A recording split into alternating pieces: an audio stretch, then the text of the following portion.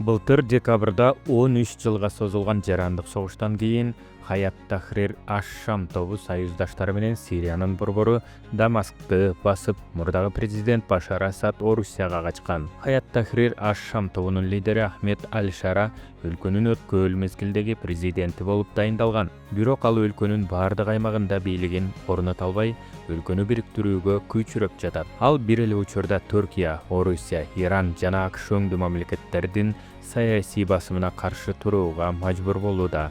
Бул өлкөлөрдүн ар биринин Сирияда өз кызыкчылыгы бар.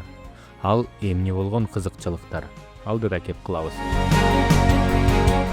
Хаят Тахрир аш-Шам Идлиб провинциясын башкарып турган мезгилде Түркия аны колдоп турган. Алар Дамаскты көзөмөлгө алганда Сириянын борборуна өкүлдөрүн жөнөткөн биринчи өлкө Түркия болду. Ал Сирияда тынчтык орнотуп, Түркиядагы 3 миллион качкынды мекенине кайтарууну пландоодо. Мындан тышкары Сириядагы куралчан күрд топторун өзүнүн чегарасынан алыстатууну көздөйт.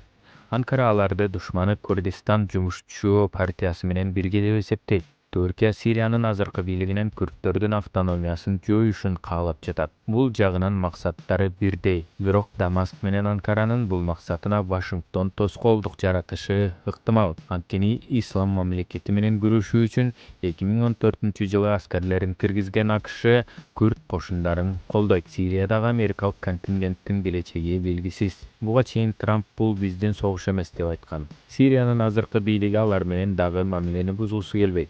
Себеби Башар Асадтын тушунда Сирияга салынган катаал санкциялардын алынышын каалайт. Башар Асадтын режимин колдоп, 2015-жылы Орусия өзүнүн аскердик базаларын Сирияда жайгаштырган. Натыйжада базалар Орусиянын жер ортолук деңизде таасирин арттырып, Африкадагы операцияларын жүргүзүүгө баштапкы аянтча болду. Азыр Орусия Дамасктагы убактылуу бийлик менен аскер базаларынын келечегин талкуулап жатат. Сирия орустар менен дагы жаатташкысы келбейт. Себеби алар ар кандай этникалык топтордун ортосундагы чыңалууну күчөтүп, көйгөйлөргө алып келиши ыктымал. Орустардын максатына Сириянын коңшусу Ирандыкы дагы окшош. Алар 1979-жылдагы ислам революциясынан бери Сириянын союздашы болуп, жарандык согушта Асадтын бийлигин колдогон. Анын кулашы Иран үчүн чоң сокку болду. Анткени Тегеран Сирияны өзүнүн союздашы Хезболлага курал жеткирүүчү канал катары колдонуп келген.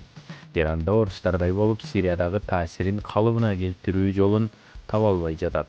Эгер убактылуу өкмөт өлкөдө өз бийлигин толук орното албай калса, сириялык топтор бири-бири менен согуша башташы ыктымал.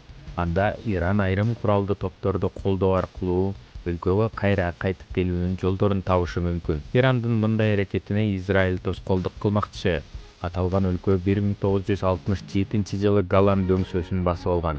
Асадтын режими кулатылгандан кийин Израиль ал жака өз аскерлерин жөнөттү. Алар Сирия жана Израиль күчтөрүн бөлүп турган буфердик зонаны ээлеп турат. Мындан тышкары Цахал Сириянын аскер базаларына абадан сокку жасап, Дамасктын аскердик мүмкүнчүлүгүн жок кылды.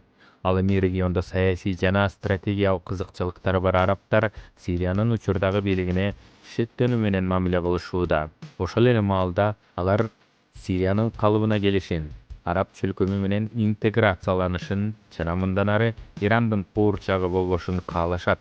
Жалпылап алганда көпчүлүк өлкө Сириядагы туруктуулукту колдойт, анткени бул өлкөдөгү башаламандыктар бүтүндөй аймакка терс таасирин тийгизет. Бирок күрдтөрдүн тобу таркатылбаса, Түркия аларга каршы кысымды күчөтүшү мүмкүн. Албетте, Түркия үчүн бул негизги максат эмес, бирок мүмкүн болгон варианттардын бири. Ошондой эле учурдагы бийлик жазатайып кайсы бир күчтөрдү колдой турган болсо, ошол эле Иран, Орусия, Израиль, АКШ жана арабтар алардын каршылаштарын колдоп, өз кызыкчылыктарын коргоого далала кылмакчы.